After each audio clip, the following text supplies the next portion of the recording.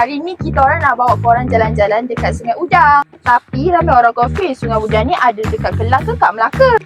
Hari ni kita orang nak bawa korang jalan tempat menarik dekat Sungai Udang, Melaka.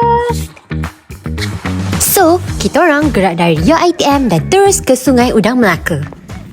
Okey, destinasi pertama kita adalah di Hutan Rekreasi Sungai Udang.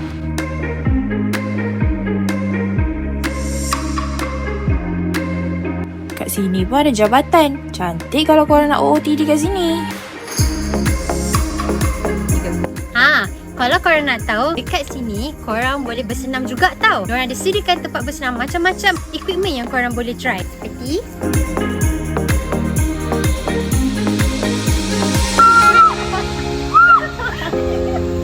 sekarang kita orang nak pergi naik atas, nak start mendaki. So kita orang dah start mendaki bukit dekat hutan rekreasi ni. So far first impression, tempat ni tenang. So kalau korang stres, sila tempatnya korang boleh pergi. Jangan risau, kat sini pun ada pondok. So korang boleh berehat dulu kat sini, okey?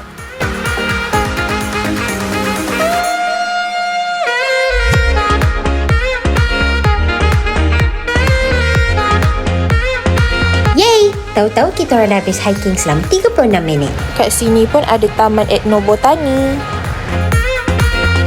Dekat Taman Etnobotani ni ada sungai kecil dan juga ada bunga yang cantik tumbuh dekat sini.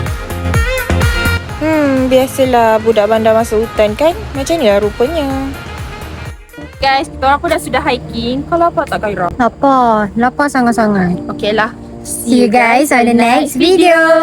Mesti korang ingat video kita orang dah habis kan? Mana ada, kita orang pergi tukar baju lah. Korang rasa kita orang kat mana sekarang? Kita orang dekat Cafe 87 Ounce di Sungai Udang, Melaka.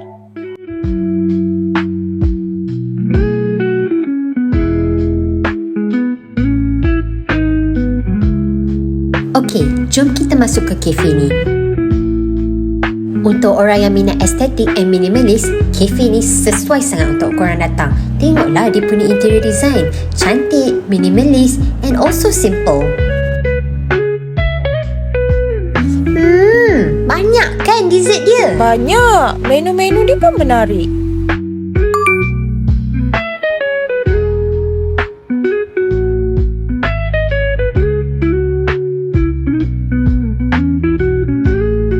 Okey, makanan pun dah sampai. Tengoklah ni korang, harga dia memang sangat berpatutan. Jadi untuk students memang sesuai sangat kalau nak makan sedap dekat sini. Cheers!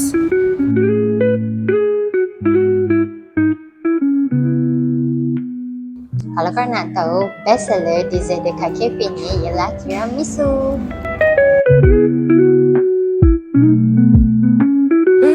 Sedap gila. Tengoklah sampai berebut kita orang sebab sedap sangat. Perut punya kenyang, so jom kita orang bawa korang ke destinasi seterusnya.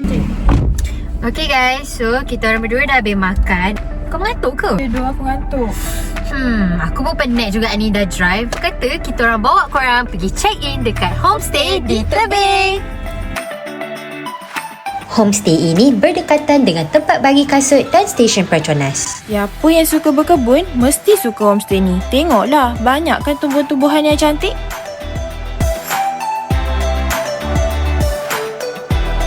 Assalamualaikum.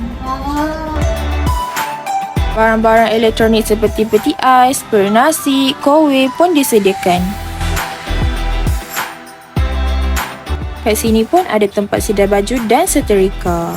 Kalau korang nak tahu, tempat ni sesuai untuk student-student yang stres nak buat assignment and sesuai untuk healing dengan kawan-kawan korang. Bukan tu saja, kalau korang daripada KL nak turun ke Melaka tapi tak tahu tempat mana korang nak tidur, semestinya korang boleh booking dekat homestay di Tebing. Kami datang sebagai satu perjalanan dan pulang dengan kenangan. Mungkin selepas ini segalanya berbeza, tapi detik ini akan sentiasa ada dalam ingatan kami.